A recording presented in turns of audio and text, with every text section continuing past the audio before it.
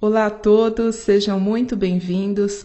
Eu gostaria primeiramente de agradecer a todos os novos inscritos e a todos que estão visitando os estudos. Muitas pessoas conheceram o canal através da primeira parte deste vídeo, muitas mensagens também, diversas demonstrações de carinho e também de surpresa. Pessoas que nunca tinham tido a oportunidade de conhecer as Escrituras da maneira como ela é abordada aqui, que não sabiam a profundidade e a dimensão que esse livro alcança quando estudado a partir do hebraico, o idioma da criação. Então agradeço a vocês e também quero dizer que eu respondo a todas as pessoas, mas peço apenas um pouquinho de paciência, porque realmente o volume de mensagens foi muito grande. E hoje nós vamos dar continuidade, fechando o estudo acerca desse tema. Vamos trabalhar com a mesma metodologia do vídeo anterior. O propósito não é ficar fazendo suposições acerca do que seja essa marca, mesmo porque nenhum de nós pode afirmar com certeza o que ela será. Logicamente, ela está envolvida em um contexto muito maior do que si próprio. Não é uma coisa isolada e não vem de forma isolada. A intenção desse estudo é apresentar a estrutura, as dimensões dessa marca. É uma leitura mais profunda e que alinha diversos detalhes da palavra, trazendo todos eles para a sua unidade. Vamos trabalhar novamente a partir dos termos em hebraico e, para quem não conhece o canal ainda, todo o ensino aqui segue essa perspectiva, pois o hebraico é a chave para nos dar uma compreensão muito mais profunda acerca de qualquer coisa das Escrituras, mesmo que seja uma única palavra. E eu sugiro também, se você não viu o primeiro vídeo, que possa vê-lo antes desse, porque agora eu vou retomar apenas superficialmente alguns pontos que foram apresentados antes, mas se você não tiver esse conhecimento anterior, vão ficar lacunas e possivelmente esse estudo não vai ficar completamente compreendido. E o tema que vamos desenvolver hoje é especificamente em cima da marca. É um conteúdo bastante denso, eu acredito que até mais denso que o do primeiro vídeo, muitas referências e um vídeo também longo. Mas ele tem uma construção lógica, uma sequência, e sem essa sequência nós não conseguiríamos chegar ao final, onde então eu vou apresentar e vocês vão compreender o título desse vídeo, porque esse título parece uma coisa enigmática e até mesmo incorreta, mas vocês verão que não, isso é uma verdade e será plenamente compreendida quando chegarmos ao final dessa sequência. Agradeço pela sua atenção e vamos dar início. Esse é o texto base do nosso estudo e ele vem imediatamente antes daquele que vimos no vídeo anterior, que foi Apocalipse 13:18. E eu sinalizei aqui no texto as palavras-chave que vamos utilizar na análise que referem-se justamente ao TAV, a marca. O texto então diz o seguinte: E fez que a todos, pequenos e grandes, ricos e pobres, livres e escravos, lhes fosse posto um sinal ou uma marca na mão direita ou na fronte. Em hebraico, Yatvu Tav.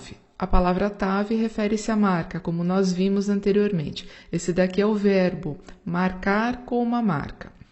Para que ninguém pudesse comprar ou vender, senão aquele que tivesse o sinal, Hatav, ou o nome da besta, ou o número do seu nome. A partir daqui, começamos a análise. Aqui eu vou retomar apenas alguns pontos principais do estudo anterior para que a gente possa dar continuidade. Nós vimos que essa palavra aqui, lida por Torossô, é um termo apenas que representa a soma do número 666. Não é uma palavra, porém nós vimos também que ela tem um comportamento de palavra, com muitas significações. E dentro desse termo aqui, dentro dessas 4 letras, nós podemos enxergar palavras de fato que se formam com essas mesmas letras. E as 2 palavras que estão dentro desse termo aqui, que inclusive são palavras que constam na escritura, são Tav, formada pela letra inicial e final, e essas outras 2 formam a palavra Sar. E ambas estão muito conectadas a todo esse contexto.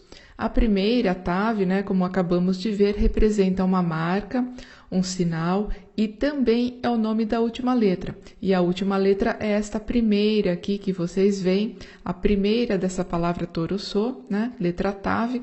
Então, é o nome por extenso dela também. E ela tem todos esses significados. Já a palavra Sar está também na escritura e é um adjetivo que significa ser teimoso, implacável, ressentido e sombrio. E hoje nós vamos analisar esses dois termos em maior profundidade. No estudo anterior, nós falamos um pouco sobre o simbolismo da letra Tav. Vamos agora detalhar um pouco mais esses conceitos. A letra Tav tem 3 significados principais: marca ou sinal, verdade, vida ou morte. Para compreender o simbolismo da letra Tav ser uma marca ou um sinal, nós precisamos olhar para o alfabeto hebraico antigo, conhecido por paleo-hebraico, e aqui nós vamos ver claramente. Aqui estão as 22 letras do alfabeto e o Tav é esta última, aqui em tamanho maior no azul. Vejam que ele é uma cruz ou um X. Como eu havia comentado, o paleo-hebraico é uma forma de escrita anterior a esse alfabeto que nós conhecemos e utilizamos hoje, inclusive o dos pergaminhos da Torá, conhecido por hebraico Ashuri. Porém, todos os significados originais das letras do paleo-hebraico são carregadas também para o alfabeto que utilizamos hoje. Então, nada foi perdido. E o interessante é que o simbolismo de uma cruz ou um X como marca foi levado para diversas culturas, inclusive aquelas que não têm um alfabeto, uma escrita nada próximas do hebraico. Então vejam que é uma significação que realmente vem desde os primórdios dos tempos, quando o hebraico era o idioma único. E aqui, vendo a própria forma do Tav, como um X, como uma cruz, imediatamente nós também nos lembramos da cruz do Mashiach. E algo que vai além disso. Ele nos fala no próprio livro de Apocalipse que ele é o Aleph Tav. Normalmente as traduções vão apresentar como Alfa e Ômega, que seriam as letras gregas. Mas no hebraico é o Aleph Tav, a primeira e a última letras, ou seja, o começo e o fim. Elas estão grafadas aqui tanto no paleo-hebraico quanto no hebraico Ashuri. E essa palavra, Aleph Tav, é muito significativa, pois como nós vimos, o Tav representa uma cruz. E o Aleph é a primeira letra do alfabeto. Ela também representa Adonai, aquele que deu vida a todos, o Pai de todos. A própria palavra Pai em hebraico, que é Av, começa com Aleph. Conseguimos então ver com clareza aqui, nessa pequena palavra, a assinatura de Yeshua. Mashiach é o Tav do Aleph. Ele é a marca de Adonai sobre a terra, aquele que Adonai enviou ao mundo como uma representação de si próprio, do seu caráter, do seu amor, da sua salvação. E nessa pequena palavra que representa Yeshua, conseguimos ver todos esses significados. Aqui nós vemos o segundo simbolismo da letra Tav, que é uma representação da palavra Emet, que significa verdade. E dentro desta palavra, nós vamos encontrar os outros simbolismos também, de vida e morte. Eles estão diretamente associados a esse termo também. Dentro da palavra Emet, nós encontraremos 2 outras palavras. A primeira delas é essa que nós acabamos de ver, também é uma partícula no hebraico que não possui tradução para o português, é lida como et, ela funciona como uma ligação entre palavras basicamente. E significa começo e fim também, uma representação de Yeshua. Ele é o caminho, a verdade e a vida. Essas palavras estão diretamente associadas. E além disso, também encontramos dentro da palavra Emet o termo Met, que significa estar morto. Vejam que interessante. O Aleph, que como eu falei, representa o Pai, aquele que doa a vida para todos, se ele é retirado dessa equação, acabamos ficando apenas com Mem e Tav, que formam a palavra estar morto, ou seja, o Pai é a vida, Aleph é aquele que provê a vida e a verdade. E possivelmente vocês também querem saber porque o Tav, que é a última letra da palavra Emet, representa ela como um todo, e não, por exemplo, o Aleph, que é a sua letra inicial. E a resposta para isso é dada pelos sábios que dizem que é apenas no fim de uma jornada, no fim de um processo, que a verdade se manifesta. O mais importante é sempre o fim, como as coisas terminam, e não o seu começo. Todo mundo pode começar de um jeito ruim, mas é sempre tempo de retornar, de fazer techuvá, de fazer retorno. Techuvá, inclusive, é uma palavra que começa com o próprio Tav. Então, a partir da techuvá, do retorno, nós nos voltamos para Adonai. E como terminamos a nossa jornada, é isso que importa. Palavras, inclusive, que estão no livro do profeta Yehezkel, Ezequiel, que diz que se um justo se desviar da sua justiça, praticando a iniquidade, na sua iniquidade ele morrerá. No entanto, o ímpio que arrepender-se da sua maldade, este sim viverá. Então aqui nós conseguimos enxergar toda essa representação de vida e morte que está dentro da letra Tav. Finalizando com uma palavra muito importante que também começa com Tav, a própria palavra Torá, a instrução de Adonai. Ela própria também significa vida ou morte, pois por ela podemos viver. A Torá é luz para os nossos caminhos, se a praticarmos, se o amor de Adonai estiver em nosso coração. Essa é a Torá viva. Porém, ela também pode ser morte, porque o pecado é transgressão à Torá, e a morte é o salário do pecado. E assim conseguimos compreender, então, de maneira mais clara, todos esses simbolismos da letra Tav, que também estarão aplicados a tudo que nós vamos ver, uma vez que o Tav significa a própria marca, o sinal, e o sinal está correlacionado a todos esses pontos também. Terminada essa introdução, a apresentação desses conceitos principais relacionados ao Tav, a marca, vamos agora de fato começar o nosso estudo. Vamos analisar as mensagens que também possuem a palavra Tav e fazer uma correlação entre elas. E o primeiro texto que vamos analisar é do profeta Yehezkel, Ezequiel, capítulo 9, versos 1 ao 6.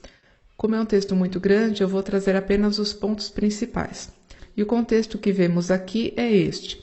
Quem tiver uma queixa sobre a cidade deve aproximar-se até mesmo com uma arma na mão. Essas pessoas foram chamadas para tomar uma atitude em relação a esses problemas que geravam queixas. E aqui nós vamos ler o seguinte. 6 homens vieram da direção do Saar HaElion, que significa literalmente portão do Altíssimo, que fica ao norte com suas armas. E nessa frase nós temos 3 pontos interessantes aqui. O primeiro deles aqui começa com 6 homens. Esse valor de 6, nós vimos no vídeo anterior, que é Shesh, e aqui no texto consta como Shishá, com esse Re. Lembrando que o Shesh são aquelas 2 letras que vão estar representadas nesse valor dos 666. Outro ponto interessante, muitas traduções não vão colocar dessa forma. Elas vão dizer apenas que os homens vêm da direção do portão norte. Porém, no hebraico, nós vemos outra expressão, que é o portão do Altíssimo, o portão que está mais alto.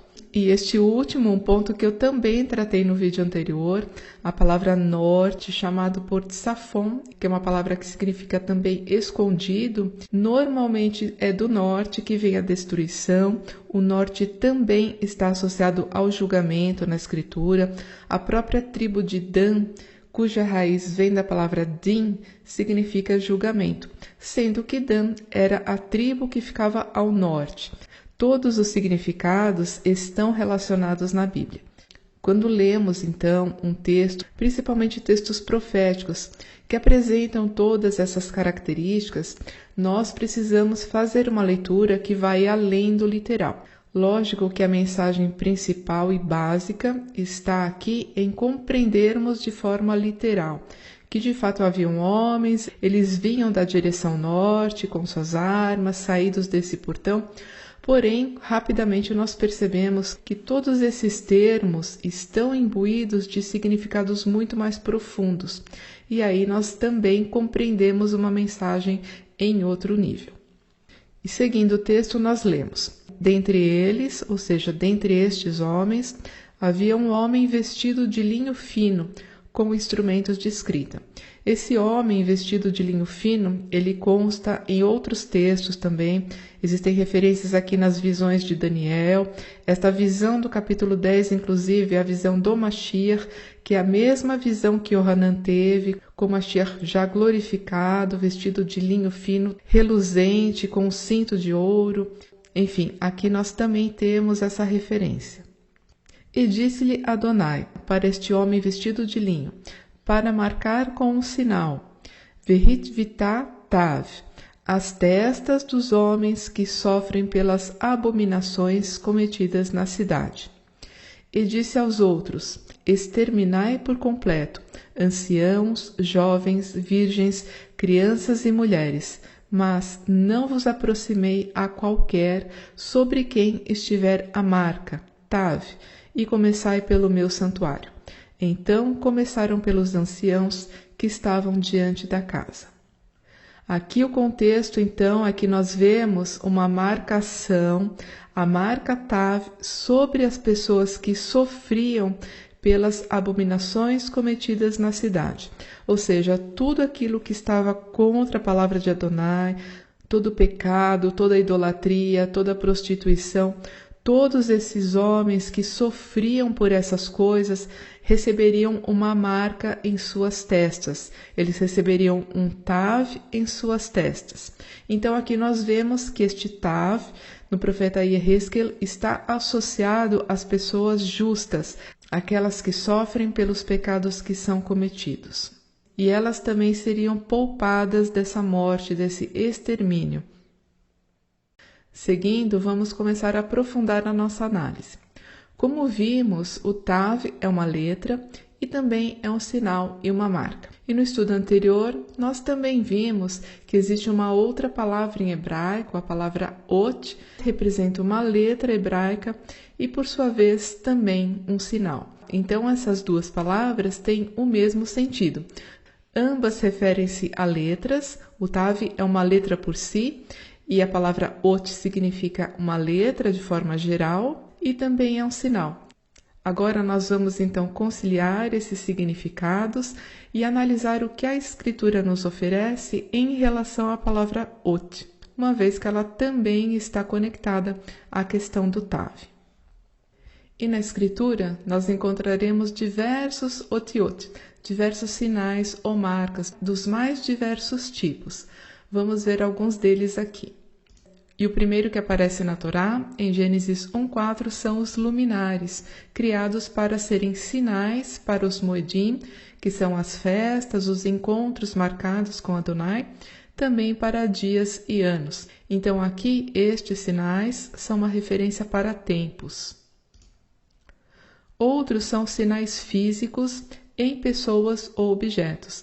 Nós temos como exemplo Caim, que recebeu uma marca, também aquele episódio em Juízes, onde um novelo de lã, ele fica seco, com todo o entorno molhado, e depois ele fica molhado, com todo o chão ao seu redor seco. Foi um sinal que Adonai proveu para Gideão. Outro sinal são as alianças que Adonai faz com o homem. Uma delas é o arco colorido no céu, como sinal de que Adonai nunca mais destruiria a terra por meio de dilúvio. Outro sinal, que é também uma aliança, é a circuncisão, dada primeiramente aqui a Avraham nesse episódio e a todos os seus descendentes. Os sinais são também milagres. Por exemplo, todos os sinais feitos no Egito, o sangue do cordeiro sobre a porta, que foi aquele episódio em que os hebreus foram salvos da morte, também é um sinal e um milagre. A vara florida de Aharon, onde brotaram flores de amêndoas, e também aquele encontro de Gidom, que é Gideão, com Malach Adonai, o seu mensageiro, onde ele fez uma oferta para Adonai, e um fogo que veio dos céus consumiu essa oferta, que era feita de carne e matzot, pães sem fermento. E aqui a gente vê inclusive uma correlação com o mesmo com o mesmo sinal que foi dado aos hebreus do sangue do cordeiro sobre a porta, né? O sangue do cordeiro, o cordeiro de Pêssar, e aqui nessa mesma época de Pêssar, justamente Gidom também recebeu esse sinal divino dos céus por meio do fogo.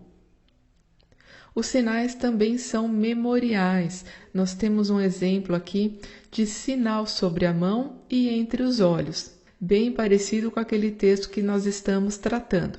Nós já vamos falar sobre ele.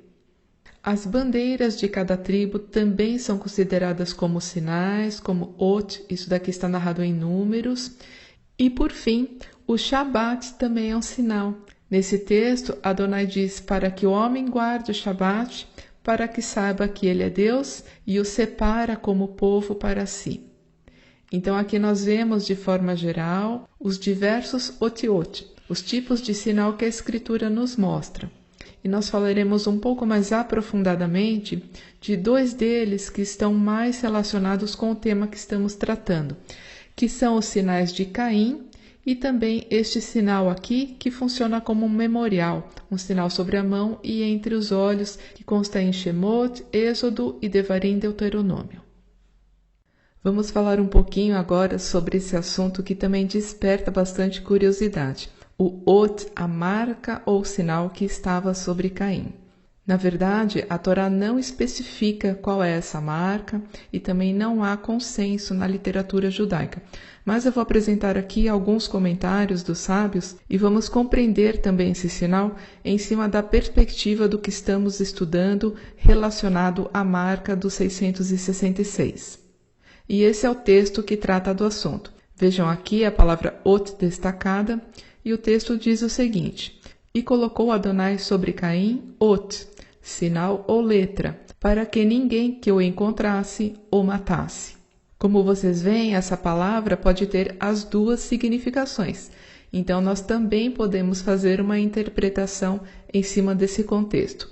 De fato, essa é uma das interpretações mais conhecidas de Rashi, que diz que Adonai colocou sobre a testa de Caim uma das letras de seu nome. Então, aqui no caso seria o Yud, o Re ou o Vav. Uma dessas letras foi colocada sobre a testa de Caim. Essa é uma possibilidade de acordo com Rashi.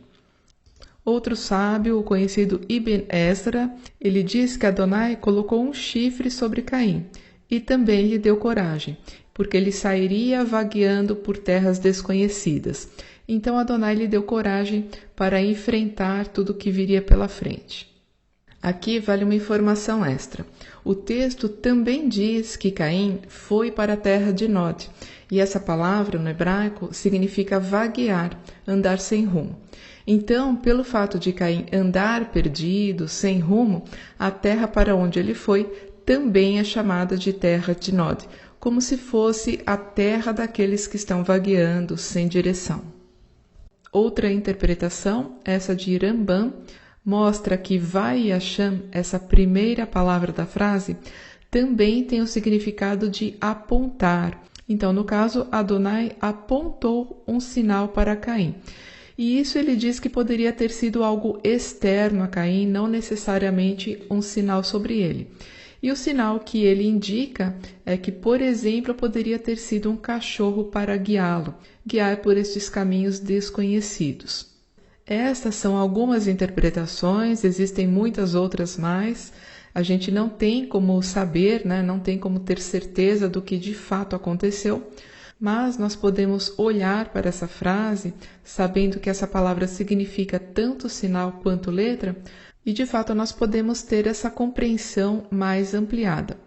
O fato, porém, é que Caim recebeu um sinal para que ninguém o matasse. Existe aqui uma questão de julgamento. É Adonai quem julgaria Caim. Ninguém deveria matá-lo, porque o julgamento não viria do homem. Então, este ot sobre Caim, ou para Caim, seja ele qual for, foi um sinal para evitar a morte, para evitar a sua morte, mesmo que o fato de evitá-la esteja mais associada ao julgamento do que à misericórdia de Adonai. Porém, realmente é um sinal para que a morte não recaísse sobre Caim. Já falamos a respeito do sinal sobre Caim, agora vamos tratar um pouco deste outro sinal, o memorial que é colocado sobre a mão e entre os olhos. Vamos ver aqui os dois textos relacionados. O primeiro em Êxodo 13:9, que começa falando a respeito da consagração dos primogênitos, que também foi o momento da primeira Pêssach. uma vez que as duas coisas estão relacionadas. Então lemos aqui: e te será por ot, por sinal sobre tua mão, e por zikaron, memorial entre teus olhos, para que a Torá de Adonai esteja em tua boca, pois com mão forte Adonai te tirou do Egito. Então aqui estão destacadas as palavras-chave do texto: ot, sinal, marcado aqui nessas 3 últimas letras, zikaron, que é um memorial, aqui em azul, e Torá, aqui em laranja. Esse texto mostra, então, que o sinal está sobre a mão e entre os olhos é um memorial. Zikaron é outra palavra. E qual a finalidade? Para que a Torá de Adonai esteja em tua boca. Ou seja, a instrução de Adonai deve ser o seu discurso, devem ser as suas palavras. E aqui também uma coisa interessante, pois o sinal está sobre a mão dos filhos e com mão forte Adonai os tirou do Egito. Então aqui existe um paralelo interessante entre esses 2 pontos. E o outro texto está aqui em Deuteronômio 11:18, onde está falando a respeito da obediência e amor a Adonai e também das bênçãos da terra prometida. Os filhos de Israel tinham que se preparar, pois quando eles entrassem nessa nova terra, eles deveriam colocar em prática tudo isso que estavam aprendendo, ou seja, a Torá, a instrução de Adonai.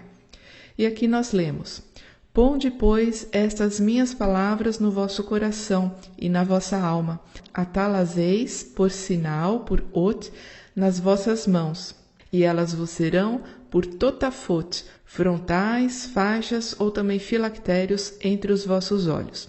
Então aqui também as palavras assinaladas, novamente a palavra ot, que aqui está junto com a preposição por sinal, o leot, e totafot entre os olhos. Então aqui nós já vemos um complemento para esse texto. O que antes é colocado como memorial, tendo um aspecto espiritual, aqui ele também passa a ter um aspecto físico. O mandamento então tem os 2 níveis. Na verdade, todo mandamento tem um aspecto espiritual, muito mais até do que físico. Porém, nos textos aqui a gente vê com maior clareza. E esses totafot, esses frontais que são colocados como mandamento, são chamados de tefilim, que é uma palavra que está associada à palavra tefilá, que é oração. Vamos compreender um pouquinho, para quem não conhece ainda, o que são os tefilim. Aqui vocês veem os tefilim, são essas 2 caixinhas pretas feitas de couro, dentro de cada uma delas há 4 textos da Torá, e elas são usadas uma na cabeça e outra no braço. Elas são presas também por faixas de couro, que são enroladas aqui no braço e aqui presa a cabeça com os fios pendendo sobre o corpo. Essas caixinhas, então, representam de forma física esse memorial que é para ser colocado entre os olhos e também no coração. O tefilim, ele liga as 3 instâncias do homem: a cabeça, que são os pensamentos, o coração, que está na altura dessa faixa que pende aqui da cabeça, e também os braços e mão, que representam as ações. Então, ações, coração e mente do homem devem ser devem estar unidas neste zikaron, nessa lembrança de que Adonai os retirou do Egito com mão forte, libertando-os da morte. E aqui apenas uma curiosidade: a letra Shin sempre aparece no tefilim, sendo que o tefilim de cabeça tem um Shin com 4 hastes, que é uma forma diferente do Shin que é utilizado normalmente.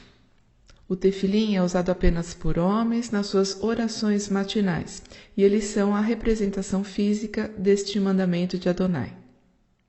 Esses 2 textos abordam o momento de saída dos hebreus do Egito, isso seria como memorial entre eles, e assim vamos olhar também para um outro sinal que aparece também no contexto de Pêssar, que é aquela refeição que eles fizeram na última noite antes de sair do Egito, e que também é uma celebração que faz parte das outras festas bíblicas e é mantida como estatuto perpétuo.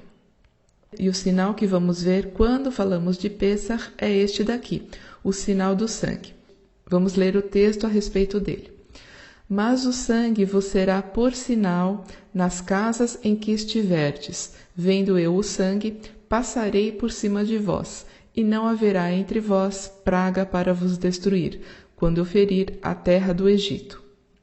O texto aqui não está completo, eu apenas assinalei a expressão por sinal, aqui, leot. Porém, quando é dito passarei por cima de vós, é justamente a palavra de onde origina o termo Pessar. Passar por cima, pular. Este é o significado de Pessar. Explicando rapidamente para quem não conhece esse contexto, aqui estamos tratando do sangue do cordeiro que seria imolado nesse dia, sobre a verga e os umbrais da porta. Vamos olhar uma ilustração para entender melhor aqui. Quando o cordeiro fosse imolado, o seu sangue deveria ser passado nessas 3 partes da porta, os umbrais nas laterais e na verga nessa parte superior. Tudo tem significado na Escritura, nos mandamentos de Adonai. Quando olhamos essa ilustração, para quem conhece hebraico, vai imediatamente associar a uma coisa muito importante. Nós enxergamos aqui uma letra, a letra Het. Ela também tem as 2 hastes e a parte superior, fechando ela por completo. Então, o que os hebreus pintavam sobre as portas era, de fato, uma letra Het. E fazendo uma leitura a partir de tudo isso que estamos vendo, vamos lembrar também que toda letra é um sinal, ou todo sinal também é uma letra. A palavra que define letra em hebraico, ot, também significa sinal. É a mesma coisa. Então aqui este sinal, que estaria sobre a porta dos hebreus, também é lido por letra. O sangue será por sinal e o sangue também será por letra. E aqui qual letra seria? A letra Het, que é exatamente essa mesma configuração. E existem 2 palavras muito importantes que iniciam com a letra Het e estão associadas a todo esse contexto. Vejam só. A primeira delas, a palavra Haim, que significa vida, e também a palavra pecado, Het, que sabemos que está associada à morte. O salário do pecado é a morte. Ambos estão associados. Então aqui existe algo muito interessante. São as 2 dimensões da letra Het, para a vida ou para a morte. E todos esses significados estão diretamente associados àquela letra que estamos estudando, a letra Tav, que significa justamente a marca ou sinal, também verdade, vida ou morte. Vejam como os significados todos estão conectados. Inclusive, vejam só, o formato da letra Tav é idêntico à da letra Het. A única diferença, ela tem um pequeno prolongamento dessa haste. É um ponto que é acrescentado aqui no final, formando a letra Tav. Mas vejam que os significados, aqui na forma de palavras e aqui no sentido de simbolismo da letra. E ambos estão diretamente relacionados, inclusive no formato da própria letra. Vamos olhar um pouquinho além ainda esses 2 termos. Aqui a primeira palavra, Hai, que significa vida, também estar vivo. A diferença que ela possui para o termo que acabamos de ver é que esta palavra vida, na verdade, ela é um plural, porém ela é usada assim na escritura por muito mais vezes do que o termo no singular, que é este daqui. Isso daqui logicamente tem um significado, não vamos tratar agora, porém vejam só.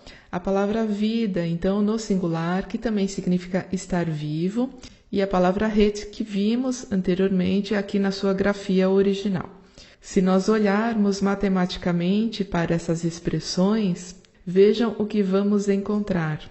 A mesma gematria para ambas as palavras. Tanto vida quanto pecado, que é uma coisa associada à morte, ambas têm a gematria de 18. Isso daqui é fascinante, porque uma se mostra como o contraponto da outra. Não são coisas iguais, mas são coisas opostas. E na gematria nós vamos encontrar muitos exemplos assim, e que vão também elucidar a nossa compreensão sobre muitos aspectos da escritura. A vida é o contrário da morte. Os 2 são opostos, e por isso elas possuem o mesmo peso. São por esses pequenos detalhes que a gente compreende a profundidade e a perfeição do hebraico. Vamos continuar ainda olhando um pouquinho mais para esse texto. E quem está atento observou uma coisa estranha e diferente aqui nesta palavra ot, especificamente neste texto aqui, que é o seguinte. A palavra ot, como está aqui no título, tem essa configuração original. Ela é formada por 3 letras, o Aleph, o Vav e o Tav. Porém, aqui nesse texto, nós encontramos o Ot escrito de outra maneira.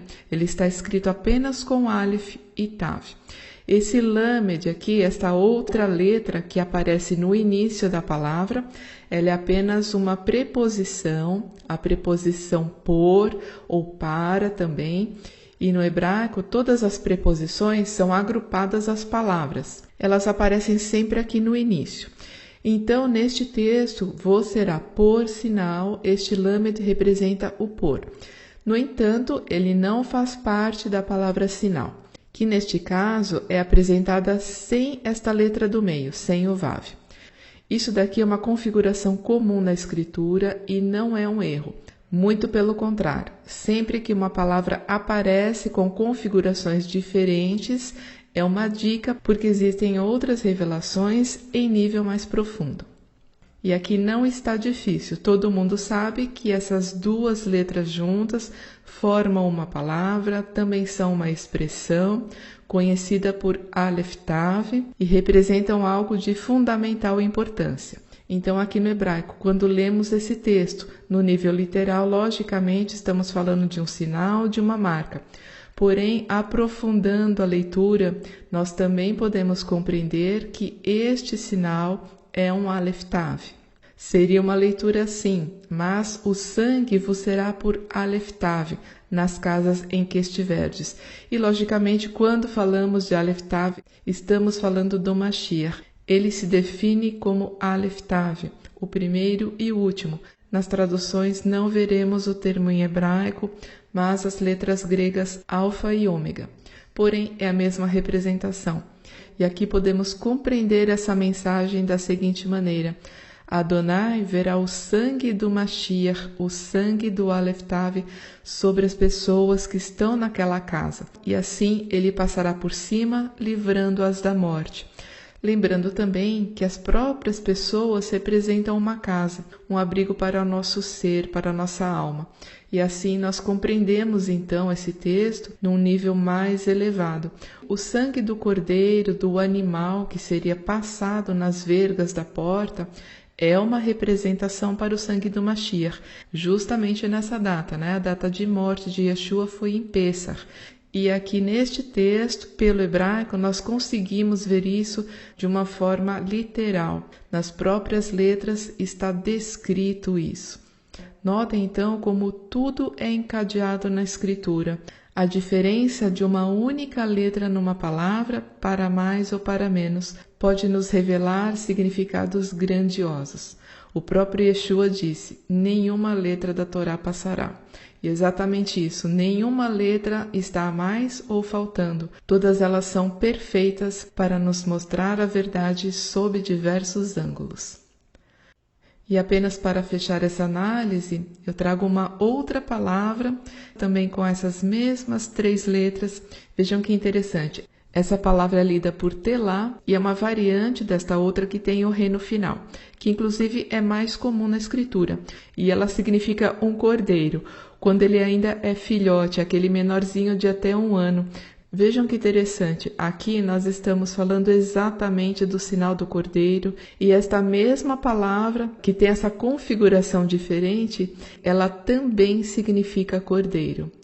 E o mais impressionante é que essa palavra com o Aleph no final, ela também é uma variante desta outra aqui com o Re no final. Exatamente é o mesmo caso. Aqui a palavra Ot também representa uma grafia diferenciada. E esta palavra telá, que significa cordeiro, é encontrada uma única vez na escritura. Nesse texto aqui de Isaías 40, aqui está no plural, refere-se aos cordeirinhos, que são uma representação do rebanho do pastor de Adonai, do rebanho de Yeshua. Vejam que interessante todas essas configurações que vêm de uma única palavra. Na verdade, elas vêm da diferença de uma única palavra, desse vav que não consta, porém ele nos abre uma perspectiva muito maior de compreensão de todos esses sentidos e simbolismos que ficam cada vez mais claros no nosso entendimento. Fechando a nossa compreensão agora sobre todos esses sinais físicos que nós vimos aqui relatados na Escritura, toda essa análise que fizemos, podemos fazer a seguinte leitura. Os sinais físicos ou materiais que mais fazem paralelo com a marca no texto de revelação são colocados para a vida ou para a morte. Tudo isso abordamos em muitos detalhes em toda essa análise. E assim conseguimos conectar diretamente esses sinais, os OT, à própria letra Tav. Que, como um sinal, nós sabemos que a letra Tav, ela é um sinal, uma marca, que é um X ou uma cruz, como nós vimos no paleohebraico, também significa verdade, vida ou morte. Então, notem aqui os diversos níveis de correlação que existem. Todos eles estão entrelaçados de formas diferentes, mas sempre levando a mesma mensagem. Isso nos mostra a unidade da escritura e como conseguimos estudar compreendendo as mensagens de forma muito profunda em todos os seus detalhes. Até agora ficou compreendido, então, que além deste Tav, da marca, do sinal da criatura, também existe o OT, o sinal ou a marca de Adonai nas Escrituras, que inclusive aparecem por muito mais vezes. Vamos agora então fazer um paralelo e conferir os aspectos de cada uma delas. Começando pela Tav, pela marca da criatura, conhecida por besta na tradução, o termo em hebraico é Hayá, tem esse aspecto animal. Em Apocalipse 16:2, vemos que as pessoas que recebem o sinal, esta marca, elas são enganadas pela criatura e pelo falso profeta, bebem o vinho da justiça severa de Adonai, serão atormentadas por fogo e enxofre e não haverá descanso, e elas podem comprar ou vender. Todos esses aspectos estão relacionados a este selo e também descritos aqui nos vários capítulos de Revelação. E agora, abordando a marca ou sinal de Adonai, nós vimos alguns em detalhes, Existem muitos outros sinais aqui, vamos apenas trazer aqui aqueles que nós vimos em maior profundidade. Então, o primeiro deles, aquele sinal sobre Caim, que foi colocado para que ele não fosse morto. E como eu falei, esta era a finalidade, o propósito. Não importa se Caim tivesse sido reservado por uma questão de julgamento ou de misericórdia de Adonai. O fato é que esta marca prevenia Caim de ser morto. Outro ponto, Pessach, o sangue sobre a porta. Os primogênitos não seriam mortos. Então, naquele episódio, na primeira Pessach, onde os hebreus passaram o sangue do cordeiro, a finalidade era para salvar a vida dos primogênitos de cada casa.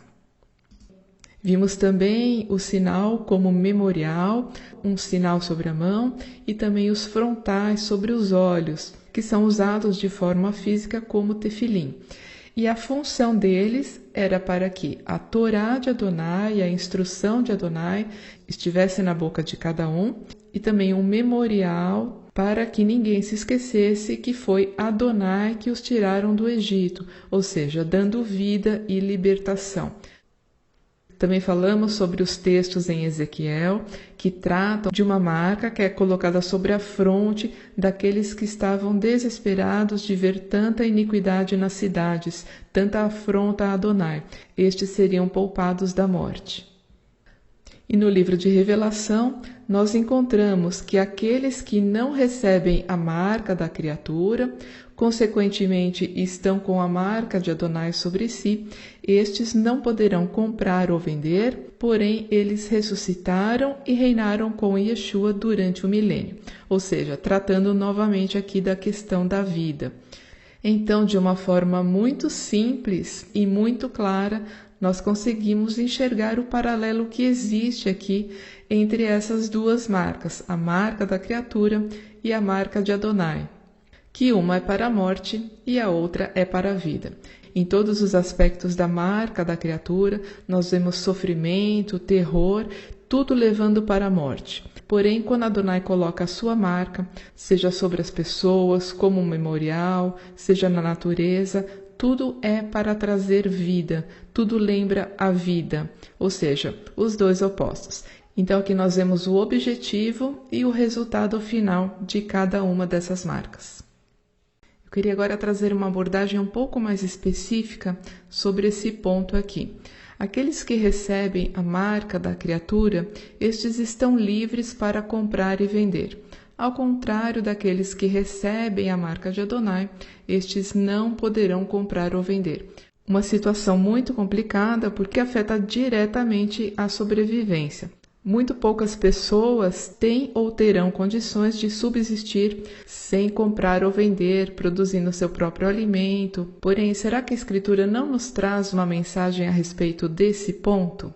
Sim, ela nos traz. E nós vamos olhar novamente para mais um sinal, o Shabat. Vejam só.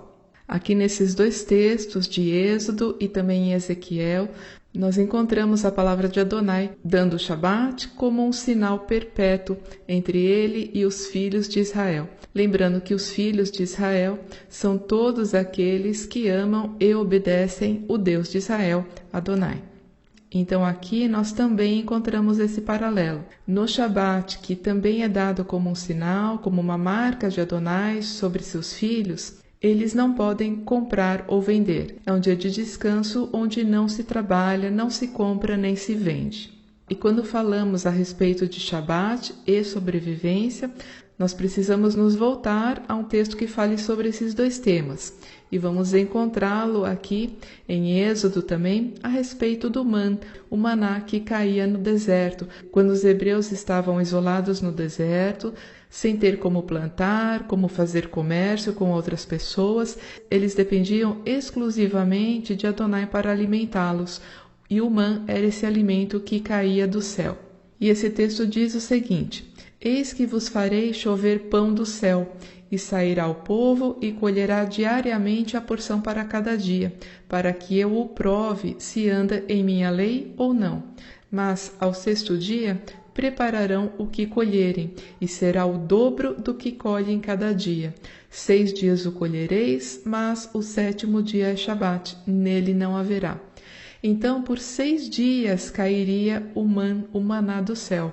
O povo colheria, se alimentaria dele, e no 6º dia, que é o dia anterior ao Shabat, ao 7º dia, cairia em dobro, e o povo deveria preparar uma porção a mais para se alimentarem durante o Shabat, porque no Shabat o man não cairia e ninguém deveria prepará-lo também nesse dia. Tudo isso Adonai também fez com a intenção de ver se o povo obedece ou não à sua instrução, como está escrito aqui. Então, a lição que essa história aqui nos apresenta é que devemos ter confiança na provisão de Adonai, dia a dia, porque acontecia o seguinte: porque nada sobejava ao que colhera muito, nem faltava ao que colhera pouco. O man era a medida exata para cada pessoa, para cada família, ninguém tinha falta de nada aqui. E no Shabat, nesse dia em que não haveria man, eles não passariam fome. Sua sobrevivência não estaria comprometida, porque Adonai teria cuidado deles.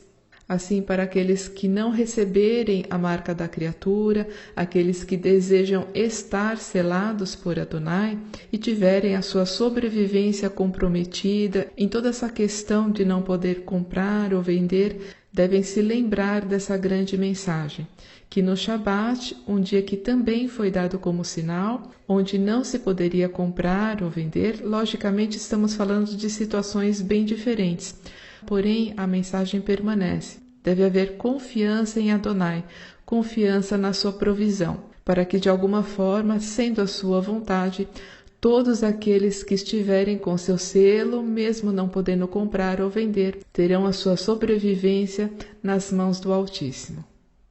E agora, para começar a fechar o nosso estudo, vamos ver uma última palavra que também está associada a todo esse contexto da marca.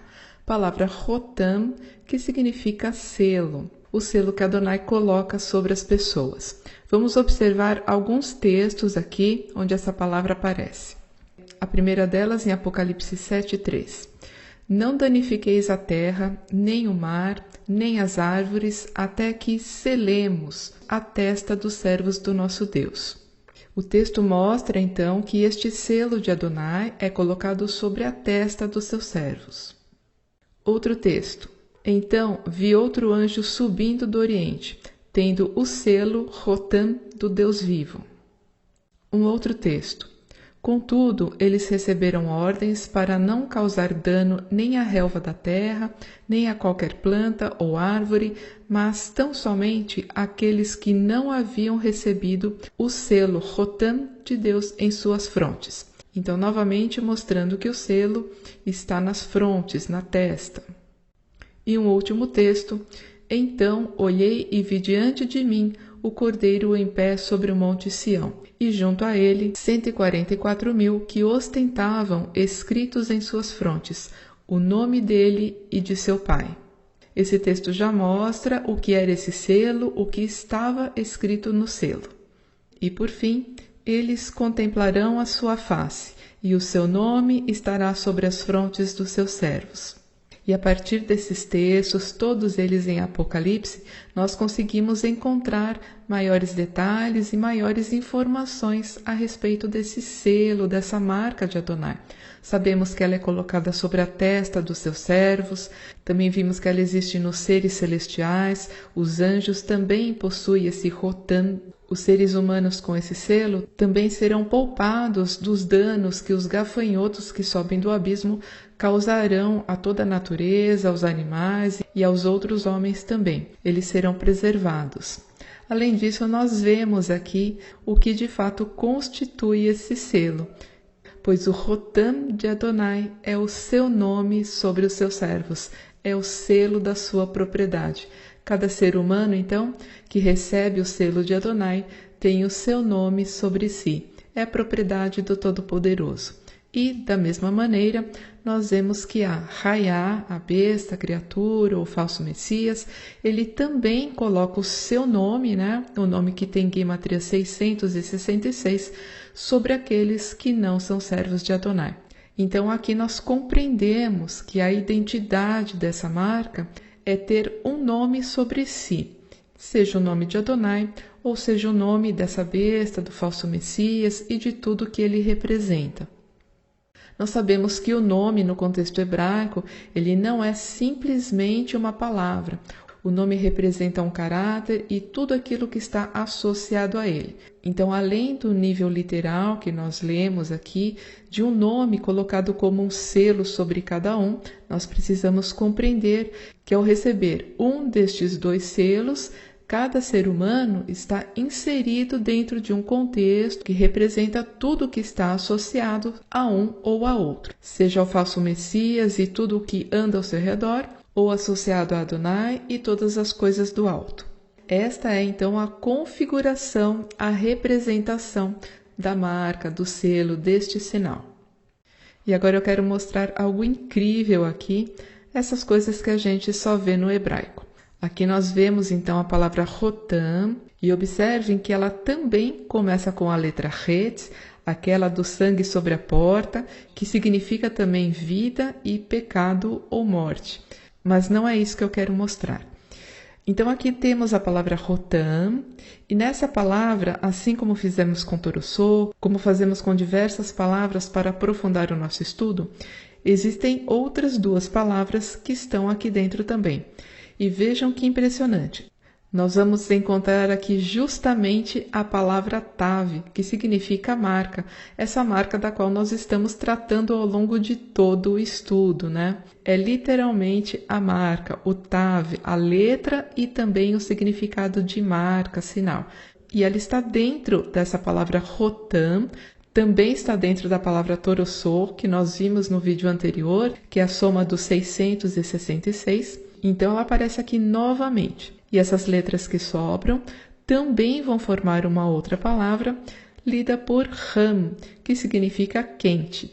Ram também é o nome de um dos filhos de Noah, aquele que é conhecido por Cã ou cão. O nome dele é Ram e significa quente. Mas olhem só que impressionante. O que é um Rotam? O que é um selo? O Rotam, um selo, é uma quantidade de cera que é esquentada, colocada num papel e pressionada com um sinete, onde existe a marca do seu proprietário. E o que é um selo, o que é um rotam, senão uma marca quente? A própria palavra selo nos mostra. Quando é dividida e reconstruída, ela nos mostra exatamente qual é o significado de si própria. Então, aqui este rotam de Adonai, além de ser dito, claramente aqui nos textos e com todas as letras, que o que está nele é o nome do Cordeiro e o nome do Pai. E o que nós vemos, de uma forma literal e gráfica aqui, é exatamente a mesma coisa. Adonai coloca o seu sinete sobre cada alma, mostrando que eles são de sua propriedade. Aqui eu trago novamente a perspectiva do nosso primeiro estudo, a palavra Torossô, que representa o número 666, ela também se divide em duas palavras. Uma delas, o próprio Tav também, que é uma marca, um sinal, e também o nome da última letra. Falamos então exaustivamente e profundamente sobre todos esses pontos aqui que envolvem a marca, o Tav. Vamos então agora olhar para esta outra palavra que sobra aqui, que é a palavra sar, um adjetivo que significa teimoso, implacável, ressentido e sombrio. Uma palavra que também consta nas Escrituras e tem todos esses significados associados ao próprio homem da iniquidade, retratado aqui neste termo. Então, de fato, essa palavra é impressionante, Porque por não ser uma palavra, ela se mostra com significados que definem exatamente o que ela é. Da mesma forma como a palavra rotam, o que está dentro dela mostra o que ela é por si mesma. Vamos seguir então observando a palavra sar. Vamos adentrar em um nível um pouco mais profundo agora e analisar os contrapontos desse tema. Nós já compreendemos que a marca, por si, envolve dois grandes contrapontos, a marca de Adonai, a marca do falso Messias. Vamos olhar mais de perto alguns pontos aqui que vão nos revelar ainda mais sobre esse aspecto. Começamos então olhando para a palavra sar. O hebraico tem uma particularidade a respeito da sua pronúncia. Algumas letras têm duas pronúncias diferentes. Em outros casos, letras diferentes podem possuir a mesma pronúncia.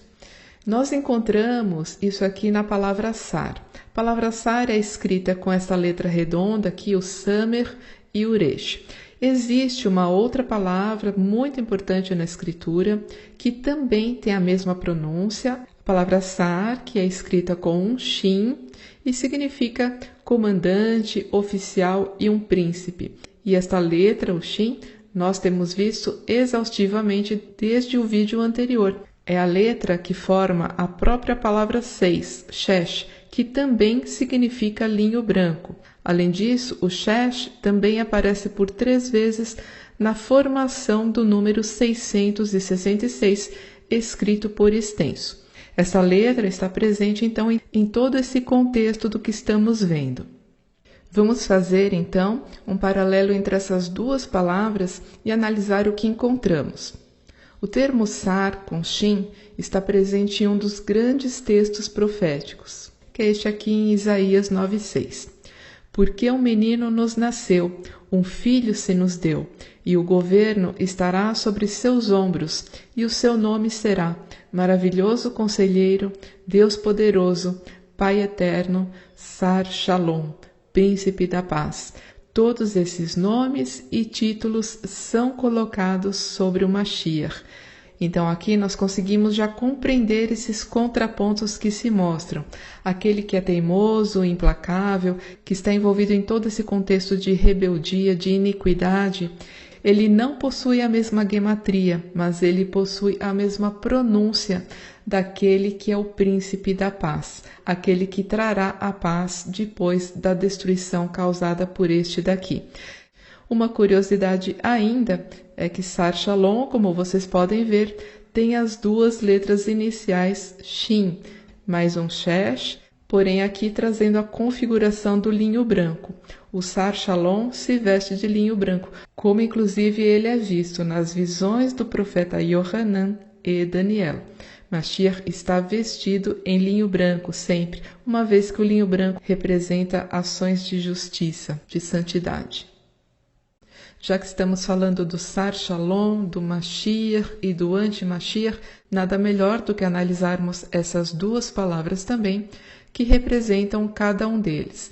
Aqui em azul nós temos então a palavra Mashiach, que é o ungido, o Messias, e aqui em amarelo a representação do Anti-Mashiach, que é chamado por Nahash, também sinalizado com esses outros termos: dragão, acusador, falso Mashiach, o próprio Hassatan, chamado por acusador do homem, também está dentro desse contexto, todos eles aqui inseridos na palavra Nahash. E agora, analisando essas duas palavras matematicamente, vejam o que encontraremos. Exatamente o mesmo valor. Nahash, serpente, e Mashiach possuem o mesmo valor. Logicamente, não são coisas iguais. Pelo contrário, são os opostos, os contrapontos, exatamente como nós vimos anteriormente, entre essas duas palavras, que apesar de não possuir a mesma gematria, apresentam a mesma pronúncia. São detalhes do hebraico, porém todos os detalhes nos contam alguma coisa. E aqui, sendo palavras diferentes, elas possuem a mesma soma, o que nos mostra um contraponto. Mashiach vence Nahash, e ambos estão ligados pelo mesmo valor. Porém, vamos um pouco mais a fundo agora, associando esses dois termos. Já que eles têm a mesma gematria, vamos olhar na escritura se existe em algum momento uma associação deles. E com certeza encontraremos. Vamos olhar esse texto aqui em Números 21:8. Então Adonai ordenou a Moisés, a Moshe: faze uma serpente de bronze e coloca no alto de um poste. Todo aquele que for picado e olhar para ela viverá. Esse episódio aqui, para quem não lembra, quando os hebreus estavam no deserto, começaram a aparecer serpentes venenosas que picavam as pessoas. E a cura de Adonai veio por meio desta instrução, para que Moshe fizesse esta serpente de bronze, colocasse-a no alto de um poste, e quem fosse picado, envenenado, e olhasse para essa serpente, viveria, não seria morto pelo veneno. E isso daqui, logicamente, tem um paralelo direto com o Mashiach, que inclusive nós encontramos escrito com todas as letras aqui no texto de João. Assim como Moshe levantou a serpente no deserto, deste mesmo modo é necessário que o Filho do Homem seja levantado, para que todo o que nele crê não pereça, mas tenha a vida eterna. Então aqui neste episódio do deserto, a serpente de bronze foi uma figura, foi uma sombra do Mashiach, aquele que também seria levantado para que desse vida eterna àqueles que nele creem. Então aqui nesses dois textos e na matemática do hebraico, nós compreendemos a mesma coisa, porque a palavra é uma unidade, ela funciona como unidade em vários níveis. Então, como vocês podem ver, existem duas dimensões nessa relação entre Mashiach e a Nahash, a serpente. Uma é de oposição. O ungido é o oposto de tudo que a serpente representa. E, no final, ela também é vencida por ele. Por outro lado, também existe uma relação de similaridade. O Mashiach também é Nahash. Porém, aqui nós vemos uma Nahash, uma serpente com veneno, capaz de matar. E Mashiach é aquela serpente sem veneno, a serpente que cura o veneno desta, dando vida e vida eterna. São duas figuras apresentadas em textos, com acontecimentos sobrenaturais, porém que são encontradas diante também da matemática de Adonai. Então, existe um contraponto aqui, mas também existe um consenso. Tudo depende da ótica como nós olhamos. Chegamos agora ao momento final e mais aguardado do estudo. E a partir de toda a bagagem, de toda a informação que adquirimos desde o primeiro vídeo, poderemos então fazer uma leitura final, que abrange todas as perspectivas do que analisamos. Vamos olhar então para o início de tudo, o termo de onde tudo derivou, Torossô, que representa a soma do número 666. Como vimos, esta não é uma palavra, porém ela se comporta como palavra, trazendo diversas revelações importantes a respeito do homem que possui esse número. Também analisamos o número 666 na sua escrita por extenso e concluímos que todos os significados estão perfeitamente alinhados. Seja nessa forma, o Torossô, que é uma representação gemátrica, ou seja, no numeral por extenso. E com isso, nós percebemos como o hebraico da palavra se comporta como uma unidade perfeita em todos os detalhes. E agora, seguindo a mesma linha de pensamento, vamos analisar esse termo numa perspectiva do contraponto e ver o que ele nos revela. A partir dessa soma, 666, encontramos duas outras expressões que possuem a mesma gematria. São essas daqui, e elas trazem exatamente as mesmas letras, porém numa ordem diferente. Cada uma delas, então, possui este total. Sabemos que todas as somas de igual valor vão nos apresentar uma instrução, uma revelação, seja no nível de igualdade ou no nível da oposição, como vimos nos exemplos anteriores.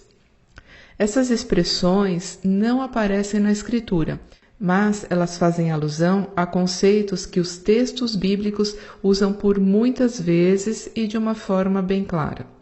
E o significado desses termos é: o primeiro, Etz Harosh, árvore do veneno, e o segundo, Rosh Haetz, veneno da árvore. Como eu disse, elas não estão presentes na Escritura, porém seus conceitos são bastante abordados, inclusive nas palavras do próprio Yeshua. Pelos frutos conhecereis a árvore. Uma árvore boa produzirá frutos bons. E essa é uma metáfora que também refere-se às pessoas. A partir dos frutos de alguém é que conhecemos essa pessoa. A própria Torá também nos traz esse paralelo entre os seres humanos e as árvores. Então aqui, se o fruto dessa árvore é veneno, logicamente é um fruto ruim e também uma árvore ruim, desprezível. E nesse ponto vemos então uma relação perfeita com o significado do 666. E olhem que fantástico isso! Essas palavras expressam a mesma verdade que vimos anteriormente. Nahash, a serpente, é aquela que produz veneno. Ou seja, Nahash é a árvore do veneno. É a árvore cujo fruto é o veneno. Nós vemos então como todas essas dimensões que estão sob o número 666 se alinham perfeitamente. Nahash, a serpente, é uma representação da iniquidade, da rebeldia, da destruição e também a figura de Hassatã, o acusador. O falso Mashiach, o homem da iniquidade, está sob o domínio e opera nesse mesmo nível maligno. Todos eles estão conectados a esse número e esse número mostra que nessa árvore há veneno. O veneno é o fruto dessa árvore. Mas, como foi dito, nessa análise vamos também olhar para o outro lado da moeda, para o contraponto dessa soma. E vamos encontrar algo incrível aqui. Esta expressão aqui, ao contrário destas outras, consta nas Escrituras, na própria Torá, e é lida por Kol HaTorá, e também tem a soma 666. E vejam o que ela significa, toda a Torá. O Torossô e tudo aquilo que ele representa, a iniquidade, a rebeldia, o pecado, a morte, de fato, tudo o que é contra a Torá tem o seu contraponto justamente na expressão que diz toda a Torá. Mais claro, impossível. Vejam a perfeição que é toda a construção no hebraico. Kol HaTorá, toda a Torá, é aquela que vence a outra face desse número. E o que é Kol HaTorá? Em contraponto à árvore do veneno, a Torá é a árvore da vida. Vejam aqui, nós também podemos ler isso por escrito, com todas as letras. Em Provérbios, capítulo 3, versos 1 e 18. Filho meu, não te esqueças da minha instrução, Torati, e o teu coração guarde os meus mandamentos, pois ela, minha instrução, Torati, é árvore da vida, Etz Haim, para os que dela lançam mão, e bem-aventurado é todo aquele que a retém. A Torá de Adonai é Etz Haim, é a árvore da vida, é a árvore que contrapõe essa árvore da morte. É a árvore que produz frutos de vida, que vencem o veneno produzido por esta outra. E a Torá, além de tudo que temos por escrito, Adonai nos deu algo ainda melhor dela, uma representação viva e fidedigna de tudo que ela é. E essa representação, logicamente, é o próprio Mashiach. E a palavra se fez carne e habitou entre nós. E o seu nome é Palavra de Deus. O Mashiach é a palavra de Adonai que se fez carne e habitou neste mundo. Ele veio nos trazer a palavra do Eterno, na sua forma mais pura, a sua interpretação e prática corretas, baseadas no amor ao Altíssimo e no amor ao próximo. E assim, Mashiach vence a árvore do veneno, vence a Nahash, o iníquo e todas as suas obras malignas, sendo ele a própria Torá, a Torá viva de Adonai, a árvore da vida. E sobre aqueles que amam, obedecem e se submetem a essa palavra de vida, será colocado um selo, um rotam, o selo do Deus vivo. Essa é a assinatura e a marca de Adonai sobre aqueles que buscam pelos frutos da vida. Dessa forma, mais uma vez, conseguimos enxergar aqui a beleza dessa matemática divina que nos permite enxergar cada mensagem em tantos detalhes, em níveis e dimensões diversas, mas sempre em perfeita unidade e harmonia. E agora, consolidando tudo o que vimos desde o primeiro estudo, podemos fazer a seguinte leitura: 2 marcas, 2 identidades, 2 faces do número 666, uma para a vida, outra para a morte. Das 4 letras que formam esse termo, lido por Torossô, e que representam o número 666, 2 palavras se formam: Tav, marca, e Sar, implacável, sombrio, a marca maligna, fruto da árvore do veneno. Porém, Yeshua é seu contraponto. Ele, a representação viva de Kol HaTorá, toda a Torá, que também é 666, a Nahash, a serpente que cura, é aquele que vence a antiga Nahash em todas as suas dimensões. E ele o faz apenas com o sopro da sua boca. E por que ele o faz apenas com esse sopro? Porque justamente em sua boca está Kol HaTorá, está toda a Torá de Adonai. E sobre estes que amam e obedecem ao Cordeiro, a palavra de Adonai, é colocado um Tav, um Ot ou um Rotam, uma marca, um sinal, um selo de sua propriedade. E ao adentrarem o reino, onde não mais haverá dualidade ou divisão, lhes será permitido se alimentarem da árvore da vida. Aqui encerramos então esse estudo. Eu espero que ele possa ter contribuído para a sua vida, que ele possa ter lhe dado uma nova perspectiva a respeito de tudo isso que nós vimos, da compreensão da palavra como uma ferramenta muito profunda, que está perfeitamente ligada em unidade com cada um de seus detalhes.